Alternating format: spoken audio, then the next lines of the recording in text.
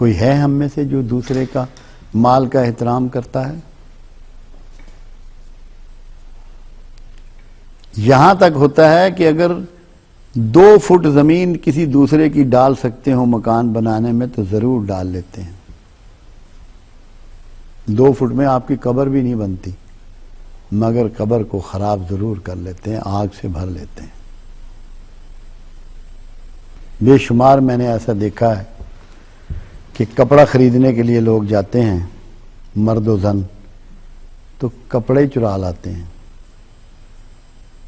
اور کسی دکان پہ جائیں تو کوئی چیز جیب میں ڈال لاتے ہیں۔ احترام ہی نہیں رہا کہ یہ دوسرے کا مال ہے، کوئی تمیز ہی نہیں ہے اس کی۔ ان کو یہ پتہ ہی نہیں ہے کہ یہ مال ہمارے لیے ایسے ہی ہے جیسے انگارے،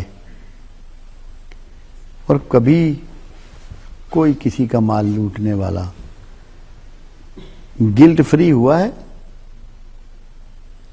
احساس جرم سے آزاد ہوا ہے؟ اور اللہ کے رسول صلی اللہ علیہ وسلم نے کیا فرمایا؟ پوچھا گیا یا رسول اللہ صلی اللہ علیہ وسلم گناہ کیا ہے؟ فرمایا جو تیرے دل میں کھٹکے وہ گناہ ہے۔ تو کیسے ہو سکتا ہے کہ کسی کا مال لوٹو اور دل میں کھٹک نہ آئے؟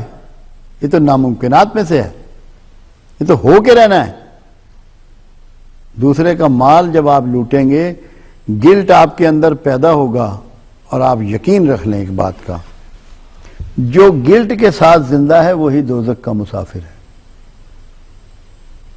اور جو گلٹ فری ہے انشاءاللہ وہی جنت کو جائیں گے، کیونکہ جب وہ نیکی کرتے ہیں، نیکیاں خوشیاں دیتی ہیں، آسودگی دیتی ہیں، اطمینان قلب دیتی ہیں۔ اطمینان قلب تبھی نصیب ہوگا جب آپ گلٹ فری ہوں گے۔